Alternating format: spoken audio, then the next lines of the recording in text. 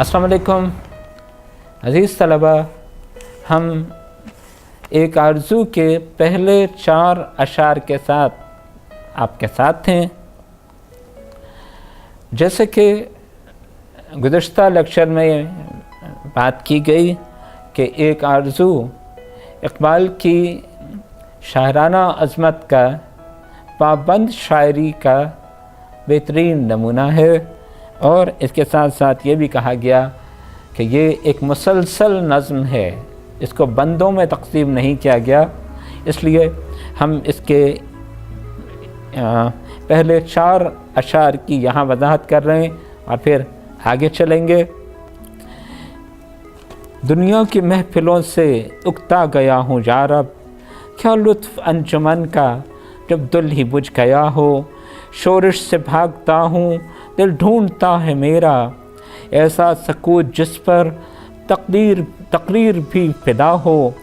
मरता हूँ खामोशी पर ये आरज़ू है मेरी, दामन में कोह के एक छोटा सा झोंपड़ा हो। आज़ाद फ़िक्र से हूँ उज़लत में दिन गुजारूँ, दुनिया के गम का दिल से कांटा निकल गया हो। ये इसका तारुफ़ है, इब्तिदाइया है। शायर बात यहाँ से शुरू करता है कि मैं दुनिया की महफ़िलों से, महफ़िल मामलात दुनिया जो कुछ हमारे इर्द गिर्द हो रहा है, से उकता चुका। शायर बददिल क्यों है, मायूस क्यों है? दुनिया में इतनी रंगीनियाँ हैं, इतना हुस्न है, इस कदर हलचल है, इतनी सरगर्मी है, दुनिया तरक्की कर रही है, आगे बढ़ रही है, फैल रही है, हर दिन एक नई बात हमारे सामने आती है। दुनिया तो बहुत खूबसूरत है। इक़बाल इस दुनिया से इतना मायूस क्यों है? दिल ही बुझ गया हो, क्या लुत्फ़ अंजुमन का जब दिल ही बुझ गया हो। कि तमाम रंगीनी, खूबसूरती, हलचल, चहल पहल, सरगर्मी, ये दुनिया के तेज़ी से तरक्की करते हुए मामलात, ये सब इक़बाल के लिए बेमानी हो जाते हैं। शायर ये कहता है कि मुझे इनमें कोई दिलचस्पी महसूस नहीं होती, इसलिए कि मुसलमान इक़बाल की मिल्लत इन मामलात का हिस्सा नहीं है। दुनिया की इस तरक्की में, बेहतरी में, इस डेवलपमेंट में, इस नई से नई बात में, दुनिया के फैसलों में मुसलमानों का कोई हिस्सा नहीं। वो तो तमाशाई हैं, अगर तमाशा नहीं तो इस तमाशे से हज़ उठाने वाले, इस ड्रामे को कंट्रोल करने वाले, इन दुनिया के मामलात का फैसला करने वाले कुछ और हैं, कुछ और लोग हैं, कोई और अक़वाम हैं। और फिर ये बेचारगी की कैफियत, ये बेवज़न होने का एहसास शायर को दुनिया से किनारा कर लेने का हौसला या एहसास दिलाता है। कहता है कि छोड़ दो, दुनिया में मेरा कोई हिस्सा ही नहीं, हमारा या मुसलमानों का यहाँ कोई काम ही नहीं, तो फिर मैं यहाँ क्या करूँ? ये दुनिया, ये तरक्की तो मुझे अपना एक लिहाज से तमस्खुर अड़ाती महसूस होती है। शोरिश से भागता हूँ दिल ढूंढता है मेरा। शोरिश, दुख, परेशानी, दिल ढूंढता है मेरा, ایسا سکوت جس پر تقدیر بھی فدا ہو. سکوت، خاموشی، مکمل احساس، جہاں کوئی پریشانی، کوئی دکھ نہ ہو.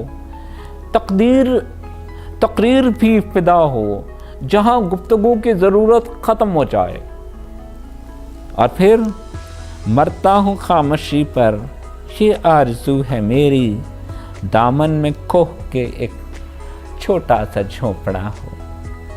مجھے صرف یہ خواہش ہے، میری صرف یہ تمنا ہے کہ کہیں دور دراز کسی پہاڑ کے دامن میں میرا ایک چھوٹا سا جھونپڑا ہو، ایک کٹیا ہو جس میں ہوں، مظاہر فطرت ہوں اور اللہ کی یاد ہو. آزاد فکر سے ہوں، عزلت میں دن گزاروں، دنیا کے غم کا دل سے کانٹا نکل گیا ہو.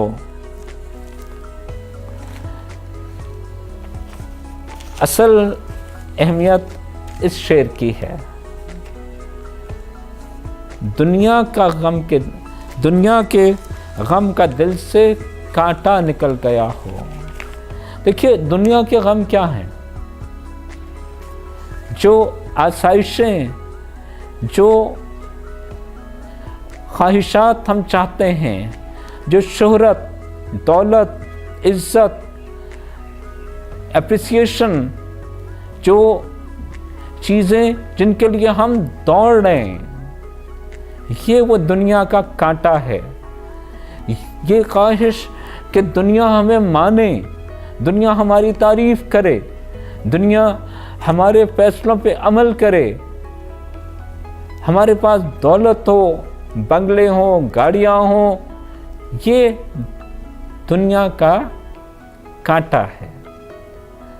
اقبال یہ کہتا ہے کہ آزاد فکر سے ہوں، جب یہ دنیاوی معاملات مجھے اپنی طرف نہ کھینچیں، جب میں اس ریٹ ریس سے نکل جاؤں، مجھے یہ دنیا کے تعیشات، یہ دنیا کے معاملات اپنی طرف متوجہ نہ کریں. دنیا کے غم کا دل سے کانٹا نکل گیا ہو. ایک درویشی اور ایک فقر کی زندگی کہ جب مجھے اپنے ہر عمل کو، اپنی ہر دعا کو کسی دنیاوی پیمانے سے، دنیاوی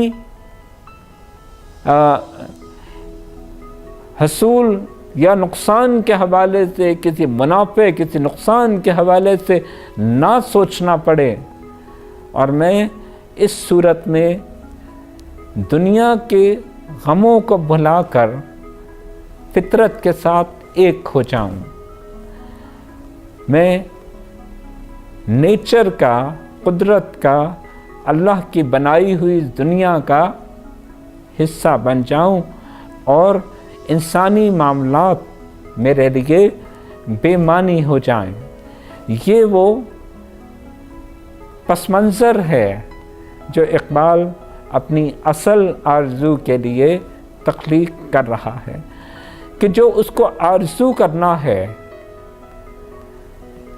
وہ آرزو اتنی اہم ہے کہ اس میں کسی دنیاوی خواہش کی علائش